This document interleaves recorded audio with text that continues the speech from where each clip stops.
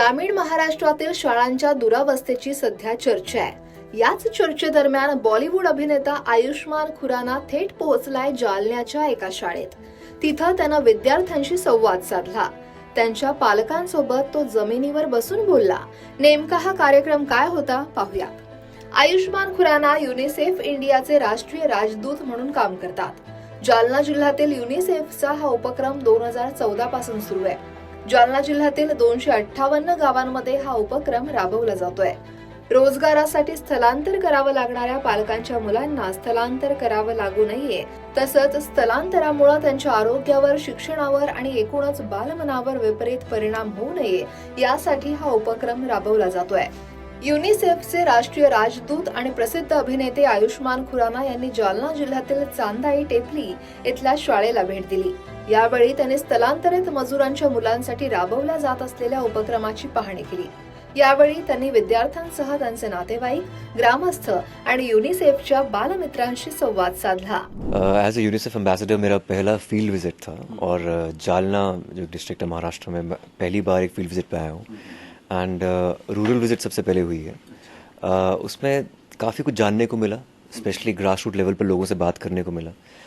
Seasonal migration के बारे में जानने को मिला। जिससे पता चला कि चिल्ड्रन काफ़ी अफेक्ट होते हैं सीजनल माइग्रेशन से, चाहे उनका मेंटल स्टेट हो, फिजिकल स्टेट हो। स्पेशली 0 to 6 ईयर्स वो अपने माँ बाप के साथ होते हैं, लेकिन उनकी एजुकेशन अफेक्ट करती है। काफ़ी चीज़ें अफेक्ट होती हैं, नेगेटिव इम्पैक्ट पड़ता है क्वालिटी ऑफ लाइफ में, अपॉर्चुनिटीज़ में फ़र्क पड़ता है। So I think it was quite an eye opener for मी।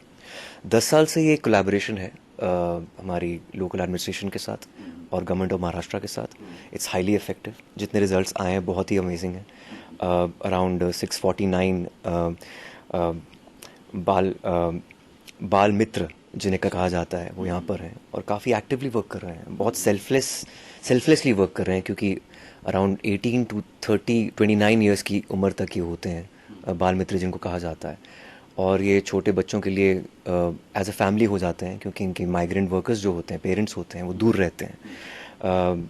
और इतना अच्छा कोलैबोरेशन कम्युनिटी का मैंने आज तक कभी नहीं सुना, जहाँ पर अक्रॉस जनरेशन्स लोग आने वाली पीढ़ी की तरफ उनके वेलफेयर के लिए काम कर रहे हैं। मैं उन लोगों से मिला हूँ जो बचपन में जिनकी शादियाँ हो चुकी थी और वो मैरिड हैं। उनके अब जो आगे बच्चे हैं वो इन स्कूल में जाते हैं, वो नहीं चाहते कि वो उनके बच्चे भी इसका सामना कर पाएँ। तो जो intergenerational transgenerational trauma जो है वो ख़त्म हो रहा है और धीरे धीरे हर जनरेशन से आई थिंक फ़ायदा पहुंच रहा है आने वाली जनरेशन को।